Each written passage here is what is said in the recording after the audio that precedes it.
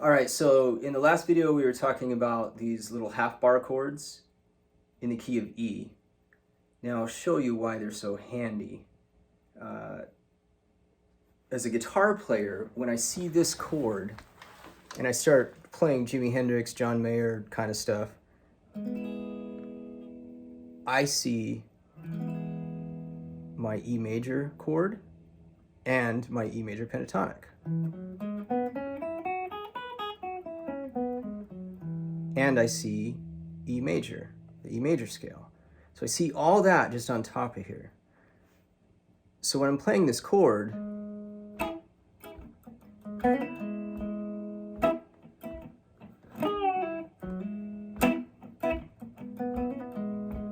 there's a lot of opportunity right there to embellish, to kind of dress up chord progressions.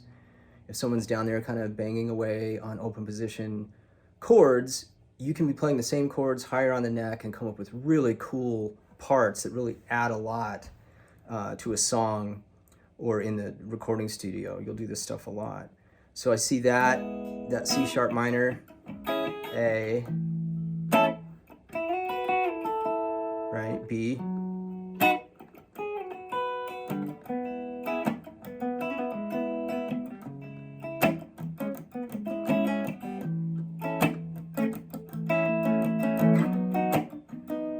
and another cool thing inside here, this is your E chord.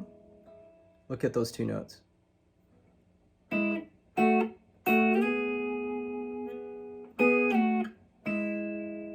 your C sharp minor, same thing.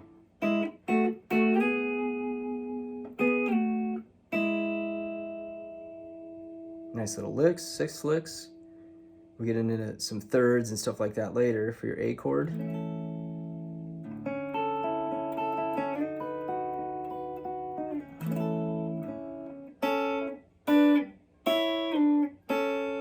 Your B, same thing, moved up 2 frets.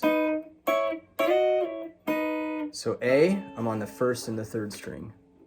B, first and the third string. E, second and fourth string, but it's the same shapes moved around. Pretty handy to know as a guitar player. You can move these to any key. The shapes stay the same on those strings. So as you're learning these chords, play them, spend more time on them, arpeggiate them, kind of jam around, lift your finger, put it back.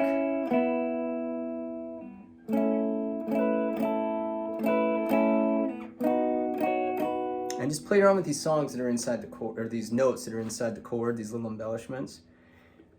Now also notice that in this E chord, this note, this G sharp, is also in the C sharp minor chord.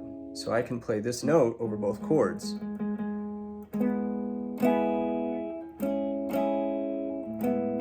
Because it is in both chords. So if you're trying to come up with some licks or some solos, anytime you play a note from the underlying chord, you will never play a wrong note. So by learning the fretboard in these little pieces and making sense of this information, it'll improve your rhythm playing, you'll gain more knowledge of the fretboard, you'll have more ideas for parts, and you'll make these really important little connections between chords and scales as you go. Because all this information at once, it's just too much information, it's overwhelming. I think this is why people procrastinate with their practice, or they get really frustrated, is the whole neck just becomes too complicated. It's hard to remember all these things. But if you stay kind of localized, like with these little chords, you can cover a lot of ground, and you'll hear this stuff all the time in music. So have fun with it, play around with the shapes, try out some of these, new licks that are based inside the chord that I showed you, and I'll see you next time.